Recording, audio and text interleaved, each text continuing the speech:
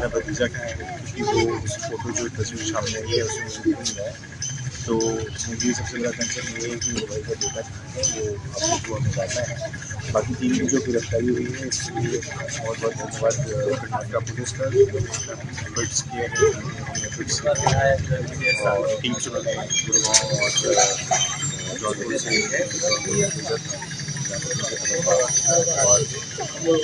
और भी कुछ लोगों की गिरफ्तारी अभी कर ली है जिसके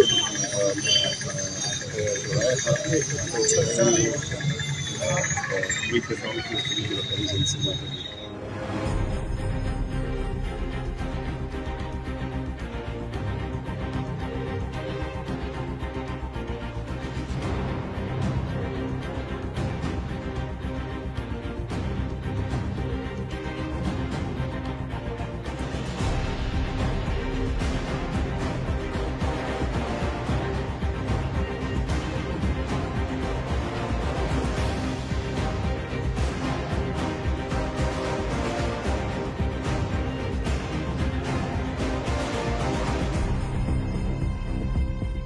नौ दिसंबर को अतुल सुभाष ने सुसाइड किया और इस सुसाइड नोट में उसने बहुत सारी चीजें लिखी थी, जिसमें गंभीर आरोप उसने अपनी पत्नी निकिता सिंघानिया के ऊपर ही लगाए थे और उसके बाद से ही लगातार निकिता सिंघानिया और उसका परिवार फरार चल रहा था।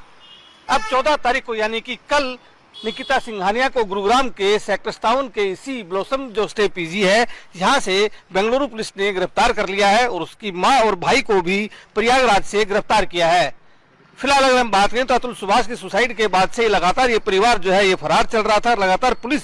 उनको जांच में शामिल होने के लिए ना सिर्फ पत्र लिख रही थी बल्कि कोशिश कर रही थी कि उनसे किसी तरह बातचीत हो पाए, लेकिन पूरा परिवार लगातार फरार चल रहा था क्योंकि अतुल सुभाष की आत्महत्या केस के बाद लगातार पूरे देश में ये सवाल भी उठ रहा था कि आखिरकार दहेज के मामलों को लेकर जो कानून बनाए गए हैं उसमें कहीं ना कहीं उसका दुरुपयोग इस पूरे केस में किया गया है, क्योंकि अतुल सुभाष ने भी अपने सुसाइड नोट में और साथ ही जो उसने एक वीडियो बनाया था उसमें यही गंभीर आरोप उसने न सिर्फ अपनी पत्नी पर लगाए थे बल्कि ससुराल पक्ष के कई लोगों के ऊपर भी उसने गंभीर आरोप लगाए थे। और उसके बाद से लगातार